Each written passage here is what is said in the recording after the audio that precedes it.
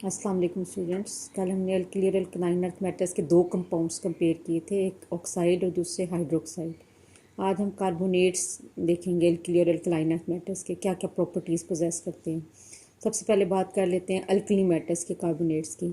सारे के सारे वाटर सॉल्युबल हैं except lithium carbonate. All are stable on heating except lithium carbonate which decompose to give lithium oxide and carbon dioxide. और alkali metal carbonates में से sodium carbonate जो है वो इंडस्ट्रियली इंपॉर्टेंट कंपाउंड है। जैसे मैंने आपको ऑक्साइड में बताया था कि पोटेशियम सुपर ऑक्साइड बहुत इंपॉर्टेंट है, और हाइड्रोक्साइड में मैंने दो अल्कलाइन अर्थ मेटल के हाइड्रोक्साइड आपको बताए थे कि एक मिल्क ऑफ मैग्नीशिया जो मैग्नीशियम हाइड्रोक्साइड की सस्पेंशन है, और एक लाइम वाटर। इसी तरह कार्बोनेट्स में sodium carbonate important industrial product है। इसकी दो क्रिस्टलाइन फॉर्म है। अगर इसको 35.2 डिग्री सेंटीग्रेड से बिलो क्रिस्टलाइज आउट किया जाए तो ये वॉशिंग सोडा की फॉर्म में क्रिस्टलाइज आउट होता है। इसमें 10 वाटर मॉलिक्यूल्स होते हैं, Na2CO3 विद 10 वाटर मॉलिक्यूल। और अगर हम इसकी क्रिस्टलाइजेशन अबव 35.2 डिग्री सेंटीग्रेड करें तो ये Na2CO3 डॉट 1 वाटर मॉलिक्यूल एक वाटर क्रिस्टलाइजेशन के साथ जो है ना वो क्रिस्टलाइज आउट होता है। तो ये इसकी दो क्रिस्टलाइन फॉर्म है, एक 10 वाटर मॉलिक्यूल के साथ और एक 1 वाटर मॉलिक्यूल के साथ। और सोडियम कार्बोनेट की या वॉशिंग सोडा की एक इम्पॉर्टेंट प्रॉपर्टी ये है कि ये एयर में अनस्टेबल है। एयर में ये अपने वाटर ऑफ क्रिस्टलाइजेशन लूज़ कर देता है। जब 10 में से ये 9 वाटर मॉलिक्यूल्स अपने एयर में लूज़ कर देता है तो अपने ज़्यादा स्टेबल फॉर्म में आ जाता है, जिसमें 1 वाटर ऑफ क्रिस्टलाइजेशन होता है Na2CO3 विद 1 वाटर मॉलिक्यूल। चौथी प्रॉपर्टी सोडियम कार्बोनेट की क्या है कि ये वाटर में अल्कलाइन सोल्यूशन देता है। अक्सर ये पेपर्स में भी क्वेश्चन आ जाता है शॉर्ट क्वेश्चन में कि सोडियम कार्बोनेट जो है वो बेसिक सोल्यूशन क्यों देता है। तो सोडियम कार्बोनेट अपनी हाइड्रोसिस पर स्ट्रॉन्ग अल्कली प्रोड्यूस करता है और वीक एसिड प्रोड्यूस करता है carbonic acid H2CO3। Neutral water में जितने हाइड्रोजन आयन होते हैं उतने ही हाइड्रोक्सिल आयन होते हैं, लेकिन चूँकि सोडियम कार्बोनेट की हाइड्रोलिसिस से स्ट्रॉन्ग बेस बनती है NaOH। स्ट्रॉन्ग बेसिस क्या होती हैं जो वाटर में जाकर कम्प्लीटली आयनाइज हो जाती हैं।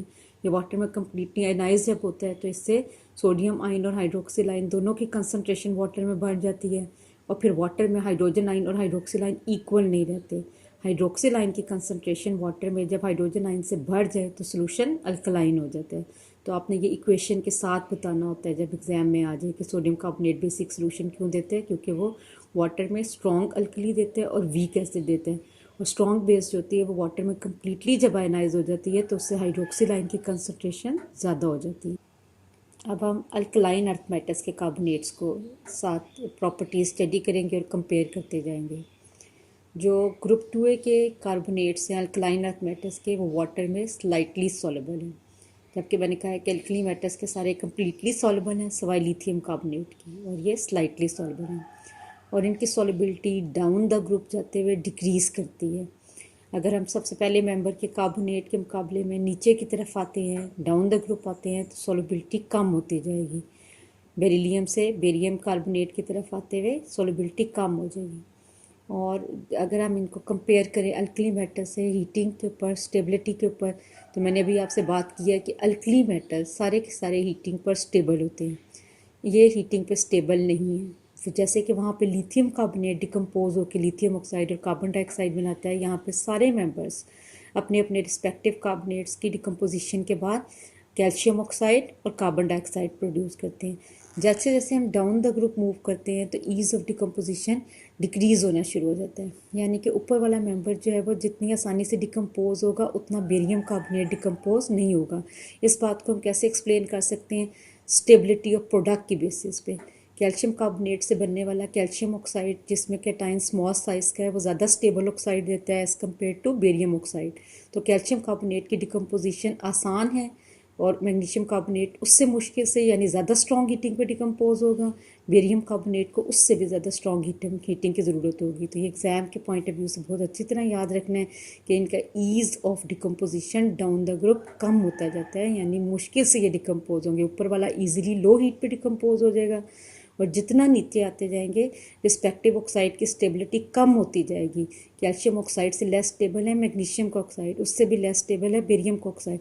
तो चूँकि प्रोडक्ट की स्टेबिलिटी कम होती जाती है तो ईज़ ऑफ डिकम्पोजिशन भी डिक्रीज़ होता जाता है। अब हम अल्कली और अल्कलाइन अर्थ मेटल्स के नाइट्रेट्स को कंपेयर करेंगे। अब तक हम तीन इंपॉर्टेंट कंपाउंड डिस्कस कर चुके हैं, ऑक्साइड, हाइड्रोक्साइड और कार्बोनेट्स। चौथे इंपॉर्टेंट कंपाउंड जो अल्कली और अल्कलाइन अर्थ मेटल फॉर्म करते हैं वो है नाइट्रेट्स।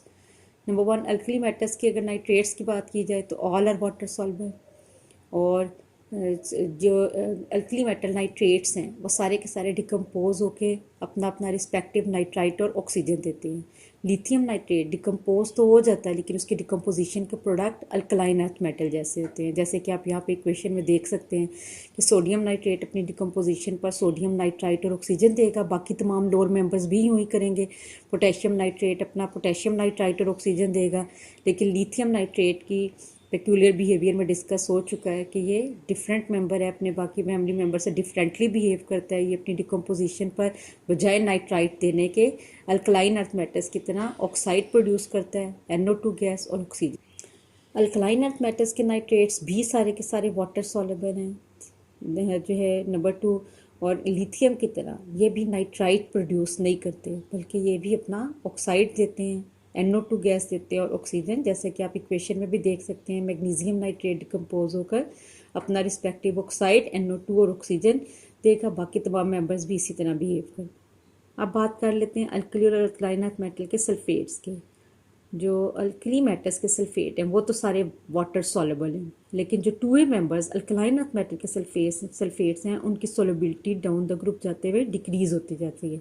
फॉर एग्जांपल बेरिनियम सल्फेट और मैग्नीशियम सल्फेट फेयरली सॉल्युबल हैं, कैल्शियम सल्फेट थोड़ा सा उनसे और बेहतर सॉल्युबल है, स्लाइटली सॉल्युबल है। बेरियम सल्फेट जो है वो ऑलमोस्ट इनसॉल्युबल है। तो बेरिलियम सल्फेट और मैग्नीशियम सल्फेट बिल्कुल बहुत कम होते हैं, फेयरली सॉल्युबल हैं। कैल्शियम सल्फेट बहुत मुश्किल से हल होता है, और बेरियम सल्फेट जो है वो ऑलमोस्ट क्या है, इनसॉल्युबल है। इसी तरह हम देख सकते हैं कि जो CaSO4 विद 2 वाटर मॉलिक्यूल जिसे हम जिप्सम कहते हैं, ये एक नेचुरली अकरिंग कंपाउंड है कैल्शियम का, ये नेचर में एग्जिस्ट करता है। इसको हम जिप्सम के नाम से जो है ना वो यूजुअली जानते हैं। अगर इस कंपाउंड को देखा जाए तो ये इंडस्ट्रियली इंपॉर्टेंट कंपाउंड है, जैसे मैंने आपको मिल्क और magnesia, lime water, sodium carbonate का बताया है, बिल्कुल इसी तरह ये सल्फेट जो है कैल्शियम का, जिसे हम कॉमनली जिप्सम कहते हैं और नेचुरली अकरिंग कंपाउंड है, ये भी एक इम्पॉर्टेंट इंडस्ट्रियल कंपाउंड है। अगर हम इसको 100 डिग्री सेंटीग्रेड के ऊपर हीट कर दें तो ये अपना टोटल वाटर मॉलिक्यूल में से 3/4 पार्ट अपने वाटर मॉलिक्यूल का लूज़ कर देता है और बाद में एक वाइट पाउडर में चेंज हो जाता है, जिसको हम प्लास्टर ऑफ पेरिस कहते हैं। आपको पता है कि प्लास्टर ऑफ पेरिस जो है वो इंडस्ट्रियली बहुत इंपॉर्टेंट सब्सटेंस है। इसको हम बहुत सारी इंडस्ट्रीज़ में, इवन सर्जरीज़ वगैरह में भी, फ्रैक्चर बोन्स की सर्जरीज़ में भी यूज़ करते हैं, स्टैचूज़ में, डेकोरेशन आइटम्स वगैरह बनाने में, और बहुत सारी जगहों पे इसको यूज़ करते हैं। तो कि जो ये मैंने इक्वेशंस में शो किया हुआ है कि कैसे जिप्सम अपना 3/4 पार्ट जो है वो लूज़ करके प्लास्टर ऑफ पेरिस में चेंज हो जाता है। CaSO4.2H2O जो है वो कन्वर्ट हो जाता है CaSO4 after the removal of 3/4 portion of water of crystallization. तो यहाँ तक आज हमारा टॉपिक कंप्लीट हो गया कि किस तरह अल्कली और अल्कलाइन अर्थ मेटल्स के जो कंपाउंड्स हैं उनकी प्रॉपर्टीज़ एक दूसरे से डिफरेंट हैं और कौन सी प्रॉपर्टीज़ एक दूसरे के साथ मैच करती हैं।